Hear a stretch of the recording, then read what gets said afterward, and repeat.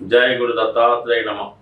ఈ వీడియోలో మనం మేషరాశి వారికి 2025 సంవత్సరం ఏప్రిల్ నెల మాస ఫలితాలు తెలుసుకునే ప్రయత్నం చేద్దాం.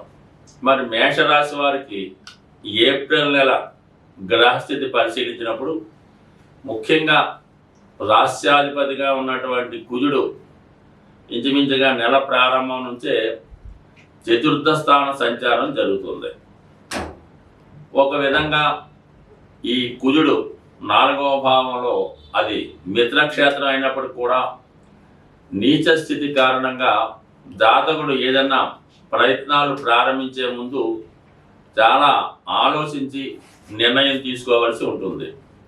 అయితే ఈ మేషరాశి వారికి కుజుడికి అష్టమాధిపత్యం కూడా ఉండి చతుర్థ భావంలో ఉండడం వలన చాలా వరకు ఈ రాశి వారికి స్థాన చలనం తప్పనిసరిగా ఉండే అవకాశం ఉన్నది.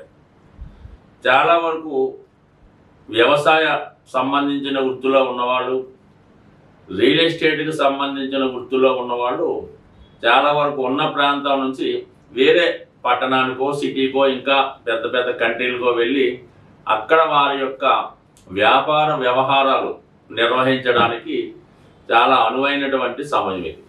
దాంతోపాటుగా మరి ఈ నెలలో ఈ మేషరాశి వారు ఏదో ఒక స్థిరాస్తి కొనే ప్రయత్నాలు కూడా చాలా వరకు నెరవేరే అవకాశం ఉంది. అయితే ఒక చోట స్థిరాస్తి అమ్మి వేరే చోట కొనుక్కోవడానికి ఈ గ్రహస్థితి సహకరిస్తూ ఉంది.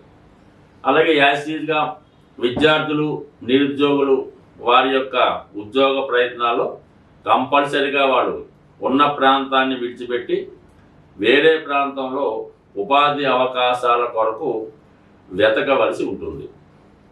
ఇక వ్యయస్థానంలో ఉన్నటువంటి గ్రహాల స్థితి పరిశీలించినప్పుడు మరి ఈ నెల ప్రారంభంలో సుమారుగా 5 గ్రహాలు 12వ స్థానంలో సంచరించడం జరుగుతుంది. అందులో ముఖ్యంగా రవి గ్రహం. రవి 12వ స్థానంలో సంచరించినప్పుడు జాతకుడికి చాలా వరకు బాధ్యతలు పెరగడం జరుగుతూ ఉంటుంది. అంటే ఒక విధంగా పంచమాధిపత్యం అవటం వల్ల పిల్లల యొక్క ఎడ్యుకేషన్ కొరకు, వారి యొక్క ఉన్నతి కొరకు, వివాహాల కొరకు చాలా వరకు మనీ ఖర్చు పెట్టవలసి ఉంటుంది.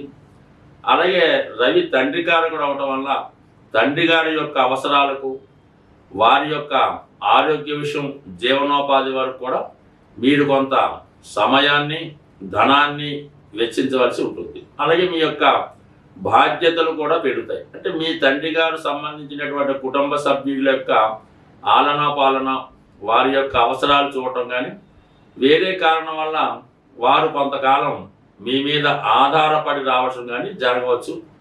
దాని తర్వాత ప్రభుత్వానికి చెల్లించవలసినటువంటి పన్నులు, ట్యాక్సులు వగైరా సకాలంలో చెల్లించవలసి ఉంటుంది.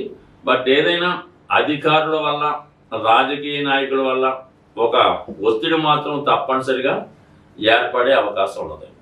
మరి ముఖ్యంగా శుక్రగ్రహం కూడా వ్యయస్థానంలో ఉండడం వల్ల మరి శుక్రుడు ధన సప్తమాధిపతిగా 12వ స్థానంలో ఉన్నప్పుడు ధనంకి చాలా ఇబ్బందికరమైనటువంటి పరిస్థితులు కనబడుతుంటాయి. అయినప్పటికీ కూడా కుటుంబ సభ్యుల యొక్క అవసరాల కొరకు, అలాగే మీ యొక్క భార్య లేదా భర్త అవసరాల కొరకు మీరు ఏదో ఒక విలువైనటువంటి కానుకలు కానీ, బంగారు వస్తువులు కానీ, ఖరీదైనటువంటి వస్త్రాలు కానీ కంపల్సరిగా కొనవలసి ఉంటుంది. అలాగే బుధగ్రహ స్థితి వల్ల మీ యొక్క వ్యక్తిగత విద్య కొరకు కానీ, కుటుంబంలో వారిని చదివించడానికి కానీ, లేదా మీ తమ్ముళ్ళు అలాగే మేనమామ తరపు వారికి వారి వారి అవసరాలకు కూడా మీరు ఏదో విధంగా ధనాన్ని అడ్జస్ట్ చేయడం కానీ, లేదా వారి యొక్క బాధ్యతలు మీ మీద వేసుకోవడం కానీ జరిగే అవకాశం ఉంది. అంటే టోటల్గా అటు శని భగవానుడు కూడా మీకు ఏలినాటి శని ప్రారంభం అవడం వల్ల కంపల్సరీగా బాధ్యతలు పెరుగుతాయి. ఏదో విధంగా మీతో అప్పు చేసే విధంగా కార్యక్రమాలు నడుస్తూ ఉంటాయి. చాలామంది ఈ సమయంలో ఏదైనా కొత్త వ్యాపారం ప్రారంభించడం కానీ, స్థిరాస్తి కొనడానికి కానీ చేసే ప్రయత్నాలు 100% ఫలిస్తాయి. కాబట్టి ఏదైనా మీరు జాగ్రత్తగా ఈ ఏలినాటి శని ప్రారంభంలోనే మీ భవిష్యత్తుని ప్లాన్ చేసుకుంటే రాబోయే 7.5 సంవత్సరాలు మీ జీవితం ఏ విధంగా ఉంటుంది, ఏ విధంగా స్ట్రగుల్ పడవలసి ఉంటుంది, ఏ విధంగా లాభపడవలసి ఉందంతా కూడా ఈ నెలలో మీరు చేసుకున్నటువంటి ప్లాన్ బట్టి, ఇన్వెస్ట్మెంట్ బట్టి ఆధారపడి ఉంటుంది కాబట్టి ఏదైనా జాగ్రత్తగా నిర్ణయాలు తీసుకుంటే మంచి చెడు అన్నది ఆ భగవంతుడి నిర్ణయం బట్టి ఆధారపడి ఉంటుంది. స్వస్తి. సాధారణంగా గ్రహాలచే పీడించబడుతున్నవారు, ఇబ్బంది పడుతున్నవారు ఆ గ్రహాలకి పరిహారం చేసుకోవడం వల్ల సులభంగా ఆ సమస్య నుంచి బయటపడవచ్చు. అంటే ఇప్పుడు ఈ నెలలో శనిగ్రహం మారుతూ బుధగ్రహంతో కలియడం వల్ల ఈ వ్యాపార వర్గంలో ఉన్న వాళ్ళకి చాలా వరకు వ్యాపారం మందగిస్తుంది. విద్యార్థులు ఎంత చదివినా కూడా చదివింది జ్ఞాపకం రాక పరీక్షల్లో రాయలేకపోతుంటారు. అలాగే చాలా వరకు సరైన నిర్ణయాలు తీసుకోలేకపోవడం వల్ల చాలా వ్యవహారాల్లో నష్టపోవడం జరుగుతూ ఉంటుంది. ఆ కారణం వల్ల బుధుని యొక్క అనుగ్రహం కోసం చాలా సులభం మాట. బుధుడు తొందరగా అనుగ్రహించే గ్రహం ఇది. విద్యార్థులు లాంటి వాళ్ళు వినాయకుడిని బుధవారం రోజు గరికతో అర్చించి వినాయకుడికి సంబంధించినటువంటి 12 నామాలు, 108 నామాలు, సంకటనాశన గణేష్ స్తోత్రం చదువుకుంటే సింపుల్గా అయిపోతుంది. మరి పరీక్షకాలు వెళ్ళేటప్పుడు అయితే ఏం చేస్తారంటే, మీరు వినాయకుడికి గరికతో పూజిస్తారు కదా, అది ఇంట్లో అయినా దేవాలయంలో అయినా ఆ గరికను కొద్దిగా మీ హాల్ టికెట్లోనో మీ పాకెట్లోనో పెట్టుకుంటే చాలా వరకు విజయం లభిస్తుంది. ఇక వ్యాపార సంస్థల్లో ఉన్నవాళ్ళు ఏం చేయాలంటే, గణపతిని ప్రతినిత్యం పూజిస్తూ, అలాగే వీలున్నవారు అవకాశం ఉన్నవారు విష్ణు సహస్రనామం లేదా గోవింద నామాలు చదువుతూ ఉండాలి. లేదంటే మీ షాపులో క్యాసెట్ రూపంలో వేస్తూ ఉంటే చాలా వరకు పనిచేస్తుంది. మీరు అటు వ్యాపారస్తులు, ఆర్థిక సమస్యలతో ఉన్నవాళ్ళు బుధవారం రోజు విఘ్నేశ్వరుడి ఆలయంలో అటుకులు ఉంటాయి కదా, కొద్ది గట్టి అటుకులు లాంటివి 1 కిలో తీసుకోవడం, బెల్లం గుండగా చేసి 1 కిలో అందులో కలిపి మరి పిల్లలకు పంచిపెట్టే ప్రసాదంలాగా వినాయకుడికి నైవేద్యంగా పెట్టి వచ్చిన భక్తులకి పంచిపెట్టడం వల్ల కేవలం మీరు ఒక 3 వారాలు చేసి చూడండి, అద్భుతంగా మీకు ఉన్నటువంటి మొత్తం సమస్యలు ఆర్థిక పరమైనవి పరిష్కారం అవడం జరుగుతూ ఉంటుంది. సో ఇది ఈ విధంగా ఈ బుధగ్రహ అనుగ్రహం కోసం ఈ విధంగా చేయొచ్చు.